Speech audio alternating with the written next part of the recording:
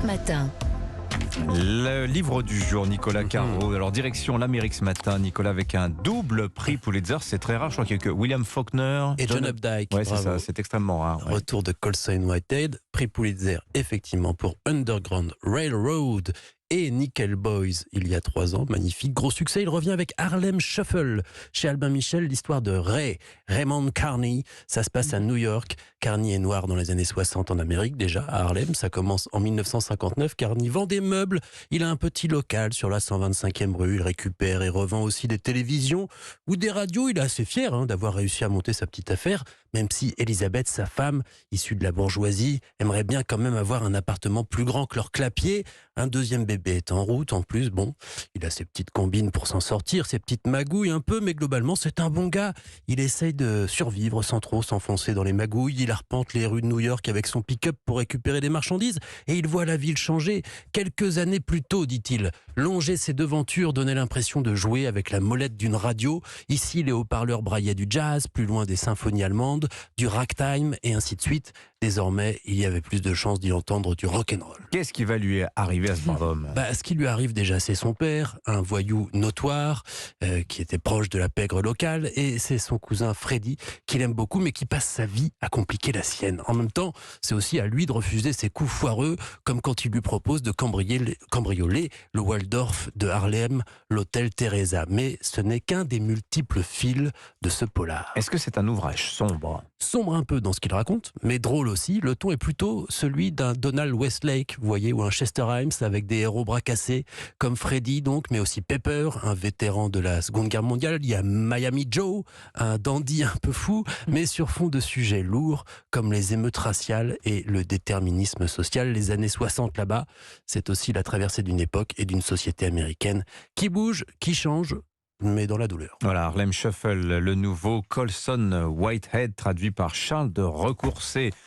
Toujours une attention pour les traducteurs. Il est très beau d'ailleurs, la couverture est très sympa. Couverture colorée. Merci beaucoup Nicolas. On passe aux sorties ciné de la semaine. Laurie Choleva à l'affiche. D'abord, un conte atypique.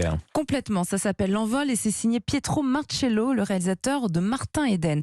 Alors on suit le retour d'un soldat dans son village du nord de la France après la Première Guerre mondiale. Il va découvrir qu'il a un petit bébé, une fille, Juliette, âgée de quelques mois, qu'il va élever seule. Cette Juliette, elle va devenir une jeune fille rêveuse, solitaire, passionnée par la musique et le chant.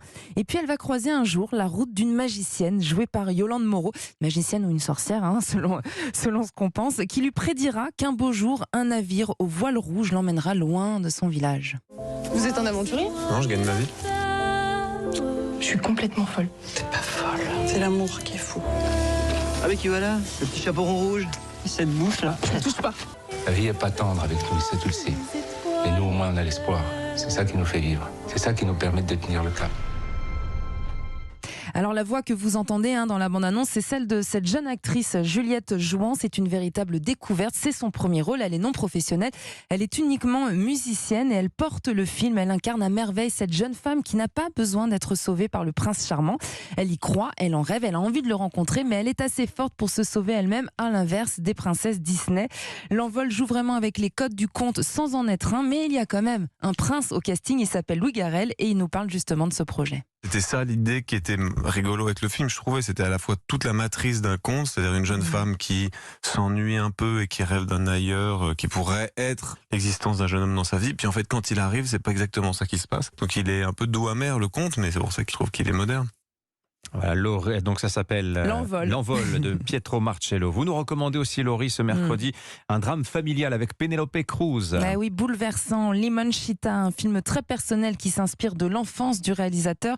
Le film se passe à Rome dans les années 70. Penélope Cruz campe le rôle d'une mère de famille au bord de la rupture.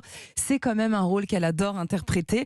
Avec son mari, il ne s'aime plus, il est infidèle, il est violent, mais elle donne tout pour ses enfants, leur transmettant sa fantaisie et sa liberté. Et ce qui est beau dans ce film, justement, c'est cette relation maternelle fusionnelle qu'elle va avoir avec ses 3 enfants et particulièrement avec son aîné Adriana, 12 ans, qui se fait appeler Andrea. Il est né garçon dans un corps de fille et découvre les premiers amours et surtout le regard des autres. C'est un film qui parle de la société, qui parle de la transidentité, des violences conjugales ou encore de la religion. Voilà, je l'ai déjà dit, le cinéma est décidément très progressiste ces derniers temps. En ce moment, un peu. Merci Laurie. Tiens, à voir aussi Les Cyclades, signé Marc Fitoussi avec Laure Calamy qui était l'invité d'Europe Matin à 7h10. entretien à écouter ou réécouter dans votre appli Europe 1 ou de podcast et sur europe1.fr. Merci Laurie, merci Nicolas, Bonne merci journée. Vincent. Merci, à demain. À la semaine prochaine, à demain, l'édito politique.